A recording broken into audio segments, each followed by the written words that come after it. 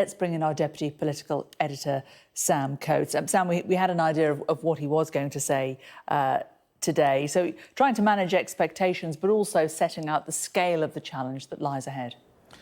That's right. An important moment from the Prime Minister, this, his first speech on the NHS. And this comes on an important day where the 130-plus sort of dossier about the state of the NHS was published by a former Labour minister, Aaron Darzi.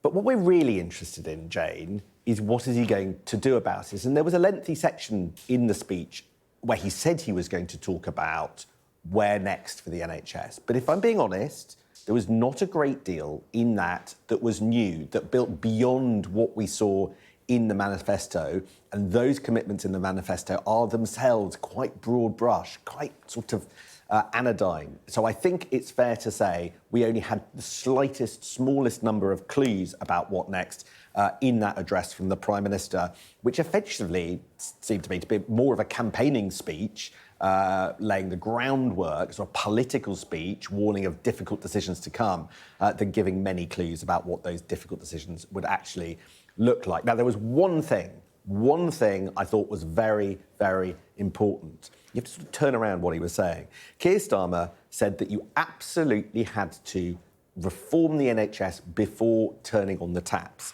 Separately, he said you can't put in money into the NHS in its current state. Right, what does that mean? Turn it on its head. Money is coming. Keir Starmer didn't in any way suggest that there wasn't more money for the NHS coming down the tracks. He told an audience just now he was going to be turning on the taps.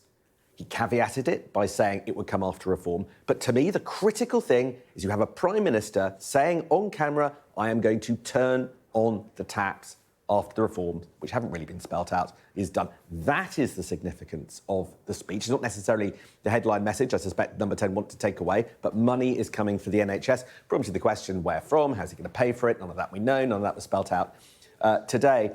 When you go through the rest of the speech, Jane, I was sort of listening quite closely, Keir Starmer is a master at the art of not saying very much. He talks about the need to move from an analogue to a digital system. That's what he said in the manifesto. What does that mean actually in practice? He talks about the need for reform on a big scale, to move to prevention rather than cure. Look, Chris Smythe of The Times, the journalist who asked a question, it was a very smart question. He said, OK, tell us what you mean. Do you mean a smoking ban outside pubs, like has been mooted by the government? Do you mean greater use of Ozempic, the anti-obesity drug? You're talking about a sugar tax? You're talking about a crackdown on social media? All of those things might come under the heading of a move from prevention to cure. And the Prime Minister really simply sidestepped the question. He also sidestepped the question of structural reform. Instead, he talked in phrases I think we're going to get quite used to about the need to understand that this government's mission is a 10-year mission and that what drives us is a sense of the future.